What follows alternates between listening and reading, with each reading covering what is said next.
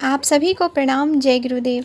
आज के इस अध्याय से पहले सभी मिलकर गायत्री मंत्र करेंगे। ओम भूर्भुवः स्वः तत्सवितुर्वरेण्यं भर्गो देवस्य धीमहि धियो यो नः प्रचोदयात्। पिछले अध्ययन में हम सभी ने सुना कुंडलिनी की शक्ति और महिमा पर प्रकाश डालने वाले अनेक शास्त्र वचन उपलब्ध हैं। या देवता भोगी करी स मोक्षाय न कल्पते, मोक्षदा नहीं भोगाय त्रिपुरा तु द्रुय प्रदे। अर्थात इसका मतलब है जो देवता भोग देते हैं वो मोक्ष नहीं देते, जो मोक्ष देते हैं वो भोग नहीं देते, पर कुंडलिनी दोनों प्रदान करती है। कारण शरीर का देवता ब्रह्मा, सूक्ष्म शरीर का अधिपति विष्णु और स्थूल शरीर का अधिष्ठाता शिव है। ये अधिष्ठाता देव सम्मान व्यक्तियों के जीवन में गांठ की तरह बंधे हुए एक कोने में पड़े रहते हैं, पर जब कुंडलिनी जागरण की 3 अग्नियां प्रज्वलित होती है तो उनका प्रभाव तीनों शरीर पर पहुंचता है और उनके प्रसुप्त तीनों देवता सजग सक्षम सक्रिय होकर अपना प्रकाश एवं प्रभाव प्रदर्शित करने लगते हैं। जिन तीनों शरीर का साधारणतः आभास अनुभव नहीं होता, वे अपने अधिष्ठदाता देवताओं के जागृत होने पर स्थूल शरीर से भी अधिक प्रत्यक्ष एवं समर्थ दिखाई देने लगते हैं। ब्रह्म ग्रंथि, विष्णु ग्रंथि और रुद्र ग्रंथि के खुल जाने से समस्त आभाओं और शोक संतापों के भव बंधनों से भी छुटकारा मिल जाता है और साधक की प्रतिभा में देवत्व का प्रकाश स्पष्ट परिलक्षित होता है। गायत्री सावित्री के 3 चरण इन 3 ग्रंथियों 3 शरीरों की ओर इंगित करते हैं। गायत्री और सावित्री की समन्वित साधना चेतना पर चढ़े कसाय कल्मशों का निवारण करती है। परिणाम स्वरूप उसमें आत्मसत्ता के दिव्य स्वरूप में और निखार आ जाता है। भौतिक क्षेत्र में आत्मचेतना का प्रभाव उत्पन्न करने के लिए सावित्री साधना का उपयोग करना पड़ता है। आत्मा को संसारी वर्चस्व बनाने के लिए शरीर धारण करना पड़ता है। गायत्री रूपी आत्मा को संसारी कर्तव्यों की पूर्ति के लिए जिस सामर्थ्य की आवश्यकता पड़ती है उसे सावित्री साधना से उत्पन्न किया जाता है। उपयुक्त पंक्तियों में सावित्री साधना द्वारा कुंडलिनी जागरण की चर्चा की गई है, जो मूल्यतः उनके लिए जो भौतिकी के माध्यम से आत्मिकी से साध्य प्रयोजन उच्च स्तरीय उपलब्धि हेतु पूरा करना चाहते हैं, जो शक्ति के पुजारी हैं एवं सोचते हैं कि शक्ति की महत्ता अधिक है। देवासुर संग्राम में असुरों ने जो शक्ति उपार्जित की थी उसे निकृष्ट प्रयोजनों में गवाया एवं फिर विष्णु भगवान की या उच्च स्तरीय आत्मशक्ति का प्रयोग कर उनका दमन किया जाता रहा। देवत्व के साथ जब शक्ति साधना जुड़ती है तभी फलीभूत भी होती है। ऐसी उपलब्धियां शाश्वत होती है एवं दूरगामी दृष्टि से सदैव जन साधारण के लिए हितकारी भी। दैत्यों की सफलता जो प्रारंभ में दिखाई देती है, हथेली पर सरसों जमा देने की बाजीगरी की तरह ही मायावी सिद्ध होती है। शुक्राचार्य कुंडलिनी विद्या के निशांत रहे हैं। उन्हीं ने अपने शिष्य असुरों को इसका मार्गदर्शन एवं प्रशिक्षण दिया था। बृहस्पति देव गुरु रहे हैं। उन्होंने योगी, तपस्वी और ब्रह्मवेता श्रेयार्थियों को गायत्री मंत्र से प्रारंभिक सोपान पर चलाकर सुपात्र बनाया, देवोपम बनाया। उन्होंने भी कुंडलिनी साधना के प्रयोग का शिक्षण दिया, पर उनका नियोजन सदैव श्रेष्ठता के संबंध हेतु परितार्थ होता है।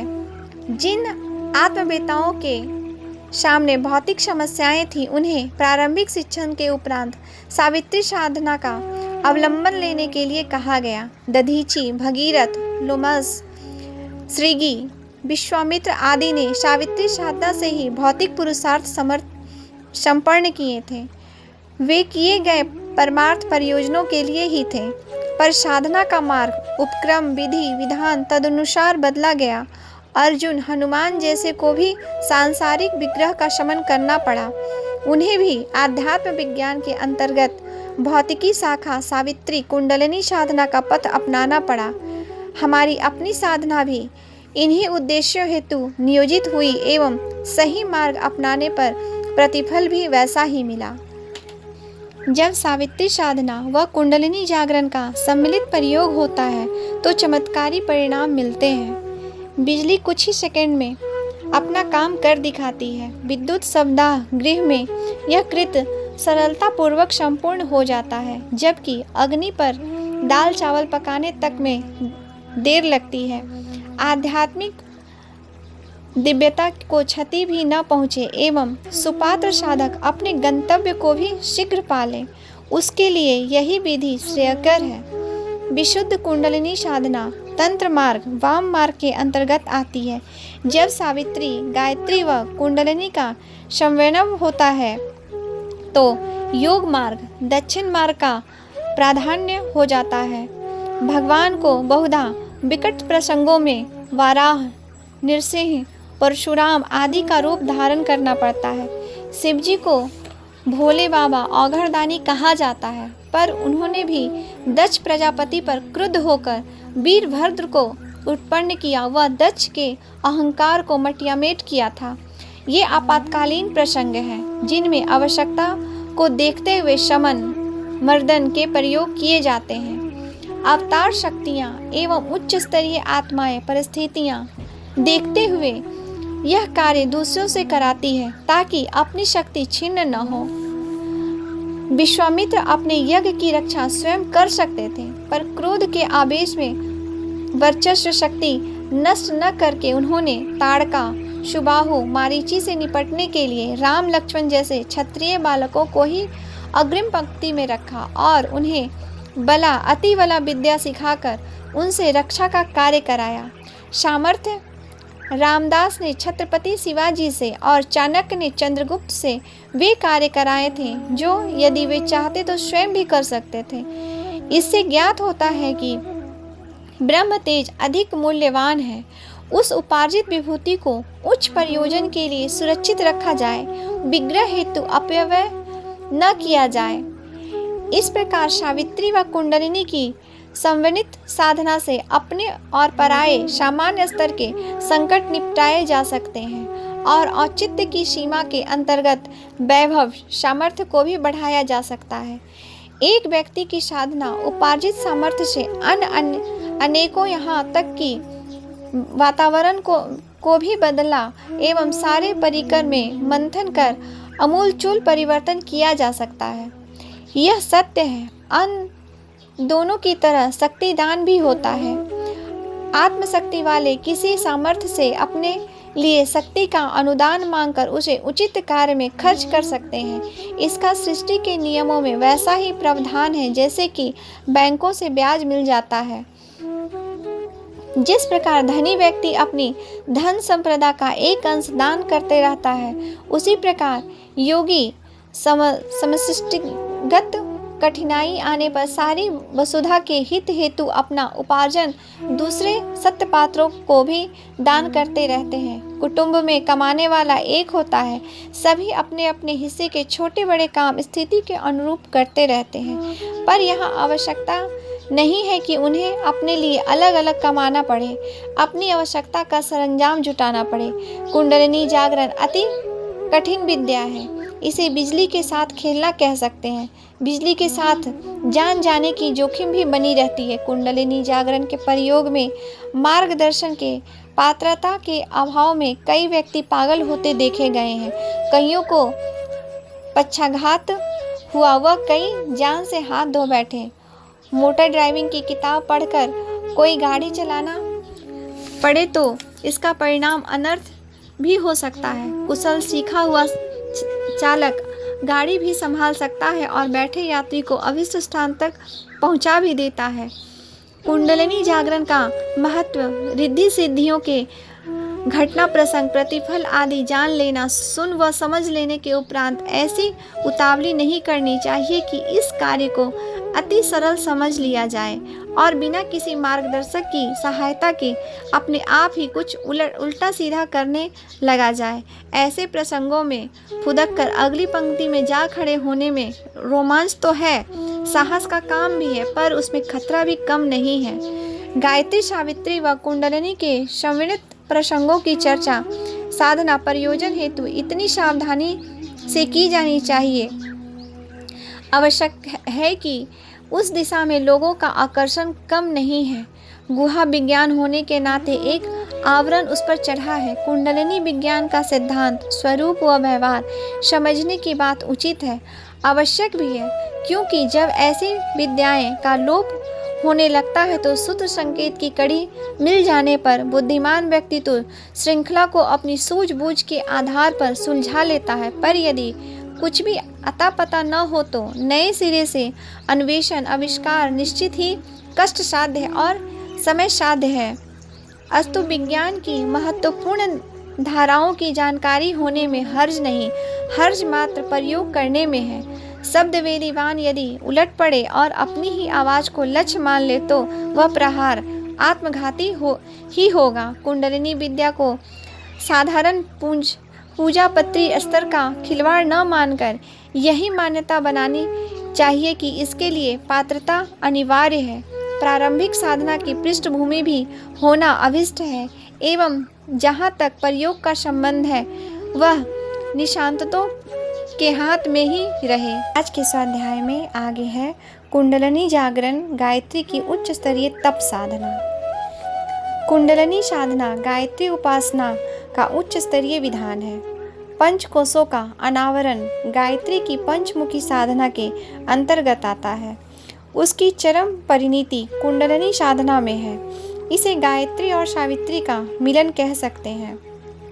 मूलाधार की भौतिक ऊर्जा जब सहस्त्रार की दिव्य जागृति के साथ मिलती है तो उसका समन्वय संगम ऐसी आत्मशक्ति उत्पन्न करता है जिसे योगाभ्यास की पूर्णता कहा जा सकता है।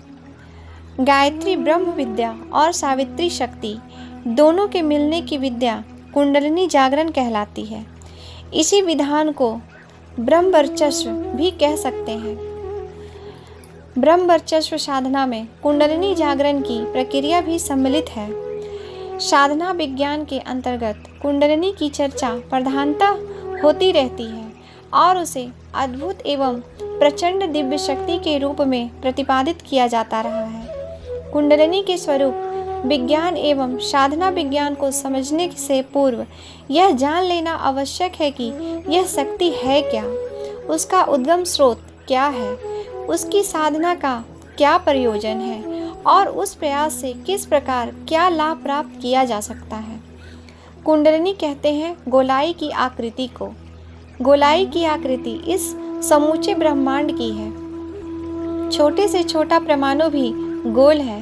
कोई चाहे तो ब्रह्मांड सत्ता अथवा जीव सत्ता को कुंडलिनी कह सकता है। ग्रह नक्षत्र गोल है। पदार्थों के परमाणु और प्राणियों के जीवाणु भी गोल है। इस गोलाई को कुंडलिनी समझा जा सकता है। यह मोटी व्याख्या हुई। अब इससे अधिक आगे चलना होगा। ग्रह नक्षत्र गतिशील है। वे एक नियत कक्षा में परिभ्रमण करते हैं, आगे बढ़ते और गोल गति से घूमते हुए बार बार अपनी कक्षा में परिभ्रमण करते रहते हैं। यह परिभ्रमण गोलाकार होने से कुंडलिनी है। जीव जन्मता है, बढ़ता है, मरता है और फिर उसी क्रम की पुनरावृत्ति करता है। यह कुंडलिनी चक्र ही हुआ। कुंडलिनी मारकर सर्प बैठता है, इसलिए उसी की उपमा प्रायाकाम में लाई जाती है। पृथ्वी शेषनाग के फन पर रखी हुई है। आकाश तत्व का देवता अनंत महासर्प है। इस पौराणिक मान्यता में विश्व ब्रह्मांड की तथा पृथ्वी की स्थिति का निरूपण है। पाताल को शेष लोक कहते हैं। ऊपर के ब्रह्मलोक पर भी शेष सर्प का ही अधिपत्य है। विष्णु भगवान सर्प पर सोए हुए हैं। शिवलोक में भी सर्प साम्राज्य है। वे भगवान शंकर के अंग अंग में लिपटे हुए हैं। इस प्रकार अंधलोक और ऊर्ध्वलोक में पृथ्वी के ऊपर और नीचे सर्प सत्ता का ही अधिपत्य है। इस विवेचन से कुंडलिनी शक्ति के स्वरूप की आरंभिक जानकारी मिलती है। जो ब्रह्मांड में है वही पिंड शरीर में है। मस्तिष्क ब्रह्मलोक है और मूलाधार भूलोक, दोनों पर सर्प शक्ति का अधिपत्य है। मस्तिष्क में सहस्रार चक्र, सहस्त्र फन वाला, विष्णु सैया के लिए प्रयुक्त होने वाला महासर्प है। सर्पनी कुंडलिनी जननेंद्रिय मूल में है। प्राणी के शरीर की उत्पत्ति वहीं से होती है। नारी जननेंद्रिय की आकृति कुंडाकार होती है। उसका कंद या कुंड नाम से आध्यात्म शास्त्रों में विस्तृत वर्णन किया गया है। इसी में कुंडलिनी शक्ति का निवास माना गया है। उसे सुप्त सर्पिणी की उपमा दी गई है।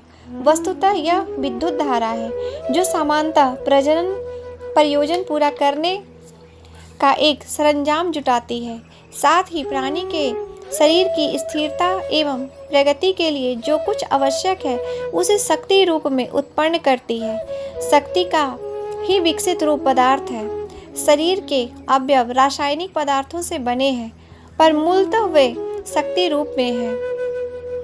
शक्ति ही संघन होकर रासायनिक तथा दूसरे पदार्थों का रूप धारण करती है और उन्हीं के संयोग से शरीर बन जाती है।